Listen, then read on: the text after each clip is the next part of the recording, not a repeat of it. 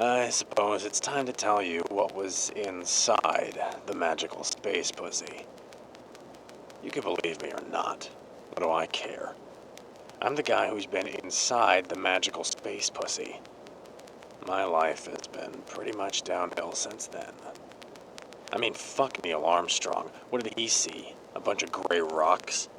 Big fucking deal. I saw a chooch growing out of the side of a canyon. Top that NASA, you tank-drinking cocksuckers. Anyway, where was I? Ah, yes, Uncle Adolf. So, I was living in Death Valley, hanging out with the Manson family, and Charlie kept mentioning this guy, Uncle Adolf. And I figured he's talking about Hitler because he's sort of into this white supremacy thing. But then I started realizing that he's talking about a guy who's still alive. Then, one day, the guy showed up. They asked me to come over to their cabin, and this old guy was sitting there. White hair, deep tan, lined face, pale eyes. He introduced himself as Adolf. He's got a German accent. He made no secret of the fact that he was an ex-Nazi. That made me nervous. It's kind of something you want to keep under your hat. He said he found Charlie at Berkeley, that Charlie was, quote, perfect for my purpose. I asked what his purpose was. He said, testing. I kind of shrugged because I didn't really give a shit about his little coy answer, and I got up to leave when this mongoloid motherfucker they called Clem punched me straight in the face, and suddenly I was on my ass. There were a couple of girls there, and they jumped on me and held me down and tied my hands behind my back. If I'd known what they'd done to Sharon Tate, I would have been unspeakably terrified.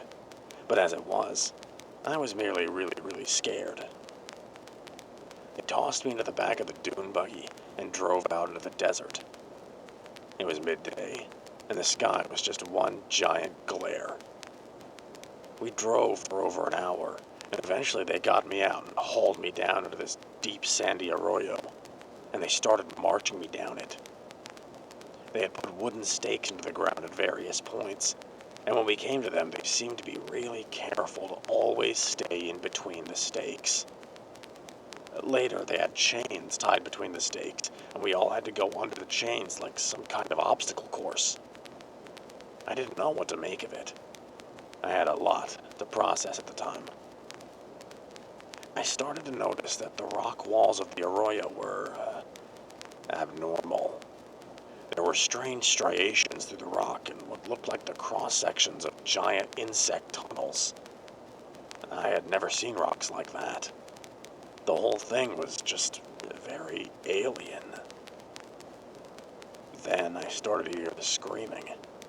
Up ahead, I could hear people's voices, thousands of voices, all of them screaming and howling at once. Slowly, incredibly, the screaming changed into a kind of laughter. An insane laughter, giggles and chuckles and titters. I wondered if it was in my head, if I was so scared that my mind had cracked, or if they had dosed me with LSD or something.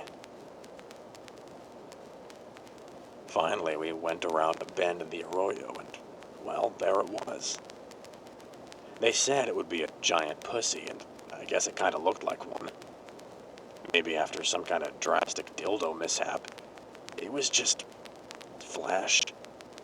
Wrinkled, lobed, flabby flesh growing out of the rock like mold or something. It had hair, and pores, and freckles. Some of it was pale, some of it was black.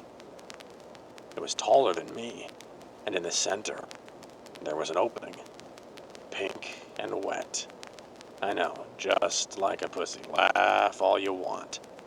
The crowd told me he wanted to see its, quote, level of development. He took a revolver from one of the girls and pointed it at my face and told me to walk inside. Well, it was either get shot or go into the big mangled pussy. And honestly, it was a tough choice. There was something completely fucked up, completely not right about that thing. Something in my bones told me not to go into it, not to go near it, to just take the bullet.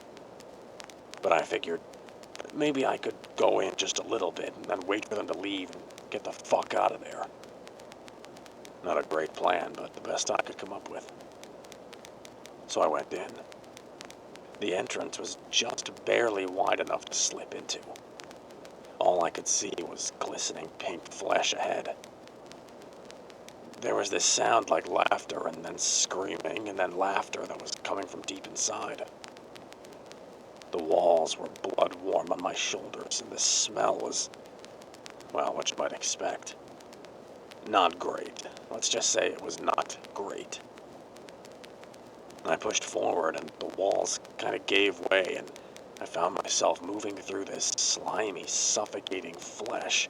And I'm starting to panic because my hands are still tied behind my back, and I'm feeling like I'm about to choke on this stuff. And the walls are moving like pulsating. I feel like I'm being digested. And suddenly I'm pushed through into this kind of chamber. Talk about out of the frying pan and into the fire. The chamber was just a nightmare. I mean, I've just never seen that. It was unholy.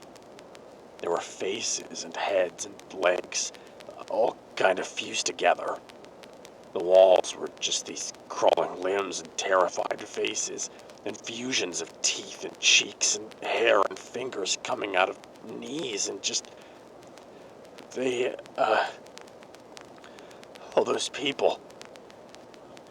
Were they still people? Had they ever been people? Had they been made a part of that thing? I started to scream. Everything around me was screaming. All the mouths on the walls were screaming, and I was screaming. And then I was laughing. And I felt hands and mouths all over my body, and they were tickling me, touching me all over. And then I was screaming again. I had to get out of there. I had to get out of the nightmare. I started pushing back towards the entrance, but the hands were all over me. I felt something bite into my hip. A mouth was biting me. I screamed at the sharp pain and moved away from it. I started to think that maybe I could get one of the mouths to bite through my ropes, and then I would at least have my hands free. I struggled to turn around and move the ropes towards the mouth, but just when I got it in position, the mouth bit right into my finger instead.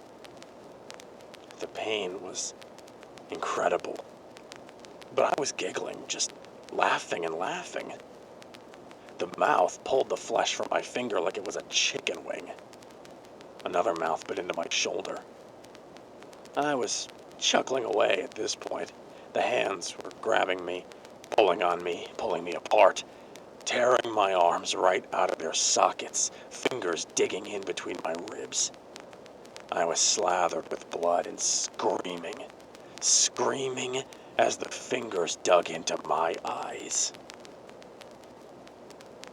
Well, I guess at this point you're probably wondering how I, your intrepid narrator, managed to escape the bottomless pit. How I managed to survive to tell you this tale. Well, I simply didn't. I never escaped the bottomless pit. I am the bottomless pit.